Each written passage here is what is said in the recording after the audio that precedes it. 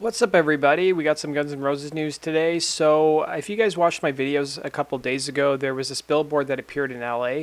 And according to the Guns N' Roses forums, this billboard has actually been up for around a couple of weeks. So, it's not like it just appeared yesterday. Somebody said that they saw it posted on another forum a couple of weeks ago. And the rumor is that Guns will be playing an arena tour this fall. So, I guess it would be beyond that September 8th date, which I think is the last date they have scheduled. So I think San Antonio was the place they were playing. There may be more dates, and then as you guys heard, there was also a potential date for Chicago again, but instead of playing Soldier Field, they would probably play an arena instead. I think it was the United Center. Take this with a grain of salt. If it doesn't turn into an arena tour, at the very least, it will turn into a special show in LA, probably between their North America and their European leg when they have that week and a half or 2 weeks off where they can do some sort of anniversary for Appetite for Destruction. Now, one thing somebody on the forums pointed out is that bleeding Guns N' Roses logo didn't really start being used until the Use Your Illusion era. So some people are thinking it has nothing to do with Appetite for Destruction. Otherwise, they would have used an older logo. But I thought that was an interesting point and maybe something people should consider if they're speculating about what Guns could announce this year. So we've also got some footage of Guns N' Roses plane landing in Auckland, New Zealand. So it looks like they're actually in Auckland. Just with the time change from where I am, I think they're like 20 hours ahead of where I live. So it's kind of weird thinking, okay, they're going to be playing. They'll be done their concert like 3 in the morning my time. And there's actually a video of them landing and taxiing at the airport. And there's also a bunch of like information about their plane that they're actually flying on, including like, the engines, the manufacturer, the actual type of aircraft. And if you guys want to go check it out, there's actually another video too, basically showing them landing in Auckland. So I've linked to that down below if you guys are into airplanes and that kind of stuff. Let's go on to our next piece of news. And then if you guys watched my video a couple days ago, you guys would have seen that Duff McKagan and his wife went hat shopping in New Zealand. And there's actually some more pro shot footage from the gig that they played in Wellington. We already had some pro shot footage of Welcome to the Jungle. This is just some more pro shot footage of Welcome to the Jungle that I hadn't previously seen. And you basically see Axel go up to Duff and just tell him nice lid, referring to his hat. And then Axel has a bit of a laugh and then, continues singing Welcome to the Jungle. So I've linked to that video down below if you guys want to go check it out. Let's go into our next piece of news. So we've also got some social media posts from Duff and Guns N' Roses, and they were just acknowledging the fans in Wellington. If you guys heard anything about the concert, you know it rained a lot, and the actual bad weather actually contributed to the delay in the actual show. So I think fans weren't able to get in for like 60 or 90 minutes. They were waiting in line, if not longer. And then Guns N' Roses didn't take the stage, I think an hour or so past their actual set time. So they were just basically thanking the fans for how great they were. And if you guys saw some of the video, you'll notice like Slash was even wearing a jacket. And so were some of the other members just because it was probably so cold and they were getting pretty wet from the actual rain. Now, this is a follow-up from Stephen Adler's AMA from last week. I did talk briefly on the AMA, but I didn't talk about everything that Stephen talked about. So he talked about how many women he had slept with.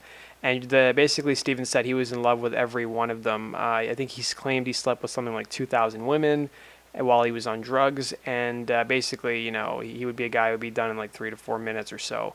And there was other things he talked about too. And, he talked about his practice routine, how he basically practices every day, how he still practices to the songs on the Illusions records, but he plays them his way. And then he also talked about, who some of his idols were growing up, some of his rock heroes. So this was another thing that he talked about, which made the news. Let's go on to our next piece of news for the day. We had an interview with Guns N' Roses production manager Dale Skurseth. He's been with the band since, I think the Illusion days. And he was talking to a press outlet in New Zealand, and he said, while Guns N' Roses do take breaks from touring, he said there's no end in sight. So that's going to be music to the ears of Guns N' Roses fans, and maybe that's going to throw some more fire on the Guns N' Roses rumor that maybe they'll be touring arenas after their last announced September date. So he also talked about how as Guns N' Roses age, they're kind of like a fine wine. They get better with age.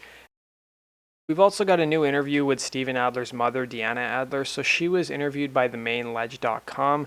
And it's not so much, I guess, as just a straightforward interview. It's just basically an article with some of her quotes thrown in from the actual interview. And she talks about, how old her son was when he first got addicted to drugs, about what advice she has for parents and family members, dealing with a loved one who's addicted to drugs and drinking. And I've linked to the article down below if you guys want to read it. And then we've also got some really cool rare Guns N' Roses photos that I've seen a couple of these photos before, but I haven't seen all of them. Like some of these ones of Slash and Duff I've never seen before. These are obviously taken during the Use Your Illusion tour, given, the fact that Axl's wearing a Nirvana hat. And, you can also notice that Slash is wearing a Black Death Vodka shirt as well. This one's a newer photo from 2016, I think. And, Slash is wearing this Black Death Vodka shirt, which, of course, he endorsed back in 91, 92. And this is probably, I'd say, maybe during the time they were in Europe, if I want to take a guess. And then we've got this photo of Duff McKagan from social media. This is him wearing a One Direction shirt. A lot of fans picked up on this. I don't know if he's just wearing this as tongue-in-cheek or he's actually a fan of One Direction. Maybe his daughters are a fan of the band, and he enjoys their music. But if you guys remember, this isn't the first time that a Guns N' Roses member has been in the news in terms of One Direction. There was that fake quote that Slash said about One Direction, which a lot of people thought was a real quote. And then Slash had to come out and say he never made any kind of derogatory remarks about One Direction. As you can see in this tweet, he said he's heard of the group, but I don't think he would ever say something like this. Even when I actually read the quote the first time before Slash came out and distanced himself from it, I thought this doesn't seem like something Slash would say. Maybe back in the day when he was like drunk and using drugs, maybe he would say something like that, but it doesn't seem like something he would say like in the last 10 years or so. And then the last piece of news I want to let you guys know, and I want to thank Kevin, who was on the podcast last week. He sent me an email. So UltimateGuitar.com actually featured one of my videos. So the video I did about Guns N' Roses planes that they travel on for this tour, as well as their past tours, was actually featured on their webpage. So I thought that was really cool because I noticed a bump in like some of the views for that day. So you guys can actually go upvote and support the actual video. If you guys go to the actual link to Ultimate Guitar, which I've put down below, and you can actually upvote the actual article if you want. That would be really cool. I think the video was actually featured about a week ago or so on some website called Triple M. I think it's like a radio station in Australia or New Zealand. So it's kind of nice to get a little bit of attention for my channel every so often. So it's really appreciated. I want to thank all you guys, the fans. It's been so much fun doing this Guns N' Roses channel. I'm looking forward to continuing with it into the next year and into the foreseeable future, probably until Guns N' Roses retire at some point. So thanks for watching, guys, today.